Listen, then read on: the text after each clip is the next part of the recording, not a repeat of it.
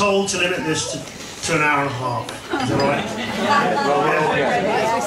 There's enough campaign, don't worry. The first thing I need to point out is that I'd like to welcome my fellow countrymen. Because, well, I haven't got a PowerPoint screen or anything, but I have a map. And I have consulted with James, and this is open for scrutiny later. I'll leave it on the table here. It clearly points out that an area which is from where you come from. What does that say? What does that say there? Please. Those blokes in the lane. That says West Wales. So welcome.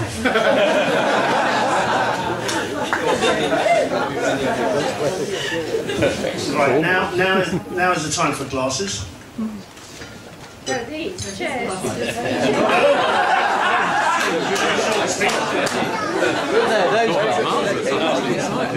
Ladies, gentlemen, and Brian the photographer.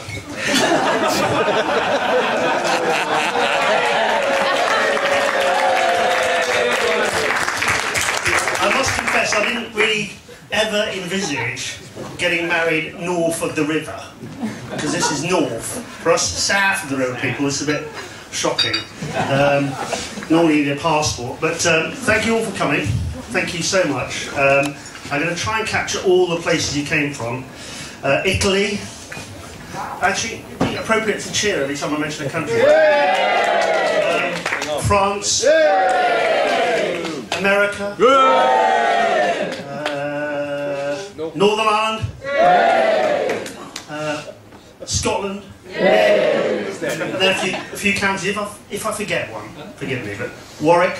Yes. Hertfordshire. Yorkshire in the north. So that includes Manchester. Yes. Yo. Is it Berkshire or Berkshire? And of course, wait for it. Sunny Cornwall. That's a country. I need to thank everybody. I'm not going to name them. Well, with London, we're here, innit? Yeah, we're here. We're here already. Thank you, everybody who's helped. I'm not going to mention everybody. Everybody's helped in a small or a big way to make this a superb day. I'm sure you'll agree it's been a superb day so far. Now, you won't know this, but occasionally I do weekend seminars, and so it's Friday, Saturday, Sunday on my feet, and I come home absolutely knackered. But we've had the appropriate time for a thing called a wedding board meeting. Is the Sunday I get back when I'm absolutely... We've had 17 of those. And my final thanks is to David and Sue for helping with today's event. Financially.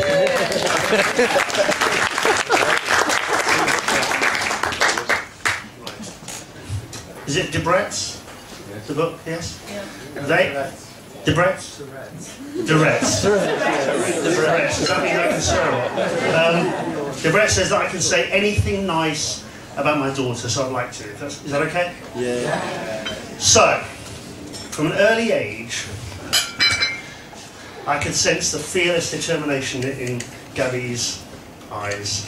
When she was 1 year old in Portugal, she was on the beach and walked towards towering waves, 10 foot high, and had it not been for the rains, she would have carried on walking. So, fantastic. So, that was the first sign. Second thing that emerged about Gabby is that she's an absolute superb performer. And in 1993, at the age of 6, she stood on the stage in Hill House with a star part. Her part was as a box.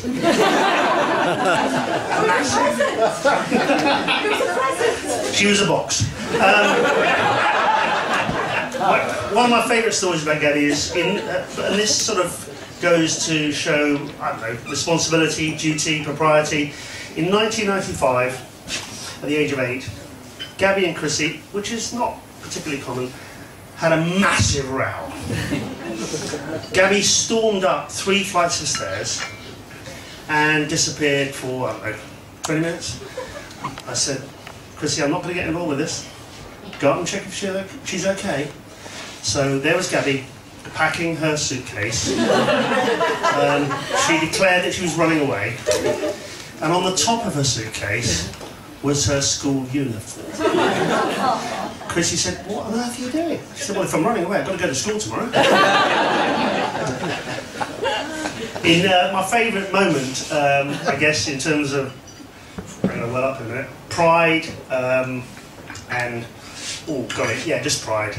I was standing in a garden in Cognac, and my daughter, at the age of 16, had received her GCSE results. And there are some education challenges that Gabby's had, and she walked down the garden. I was standing by the river, and she was in absolute tears. She showed me a certificate saying she passed her 9 GCSEs and said, "Is that okay? Are you still proud of me, Dad?" Aww. Big hug. Anyway, don't know if you know this, but she then went off to, well, she did her A's and AS's and whatever they're called these days. Qualified to go to Bar Spa, and they decided to travel the world, which was fantastic.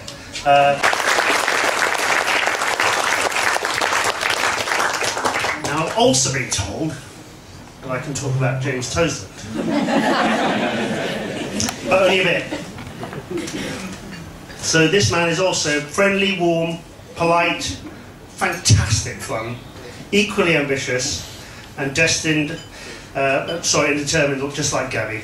The moment it sort of clicked that I sort of really liked this guy was that Gabby and I had been training for an open water swim in the Docklands, which is disgusting to swim in, I can assure you. And we'd been training for about 4 months, and then Jimmy in the pub, James, piped up and said, "Well, I'll have a go. I'll have a go. I'll have a go." I said, "Well, hang on a minute, we've been training for months." He said, "Well, I'll just get a wetsuit." And he did, and bless him, we cracked it, and so massive respect. There is a phrase, you can't choose your friend, you can choose your friends, but you can't choose your family. And I must confess that I'm over the moon to become part of the Toseland family, because they are so warm, generous.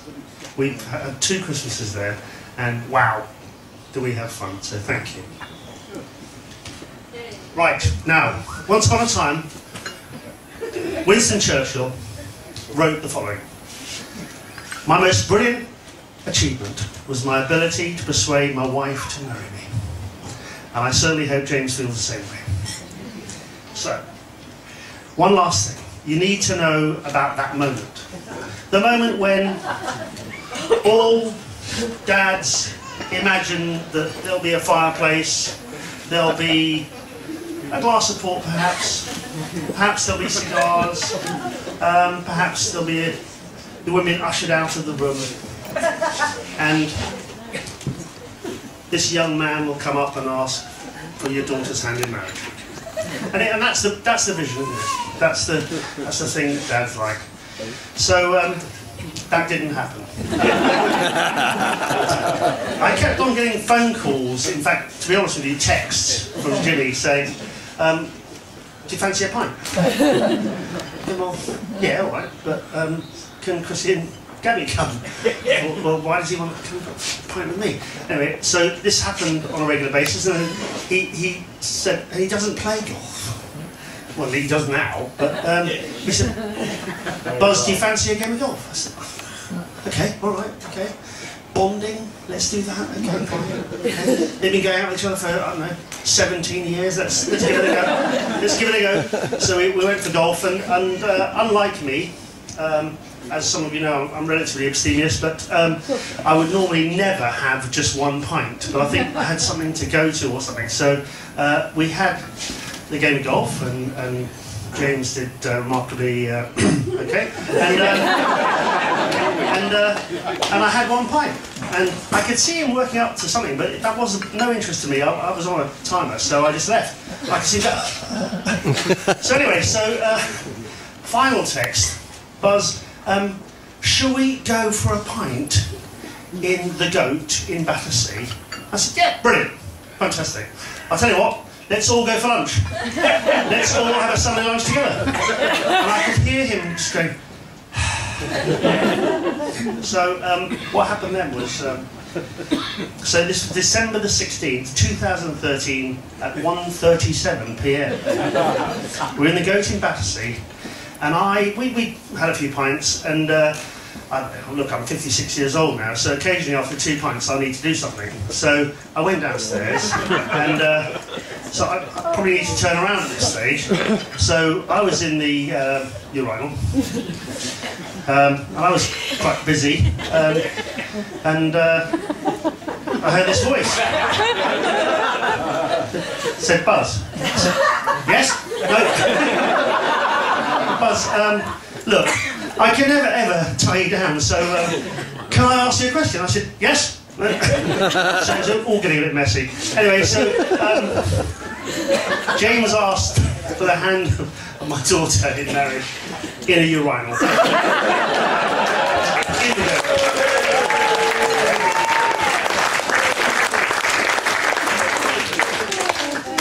So James, welcome to the Hopkins family. We are intense, we're passionate, we're incisive, we're completely over the top, but we're held together by 3 rocks of the family.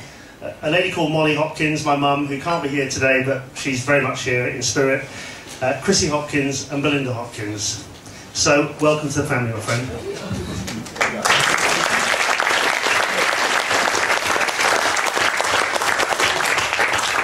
That wasn't an hour, but there we are. It gives me immense pleasure and pride to ask you all to be upstanding for a toast.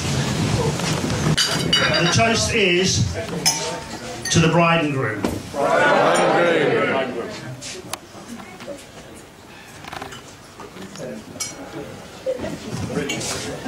Thank you, lovely people.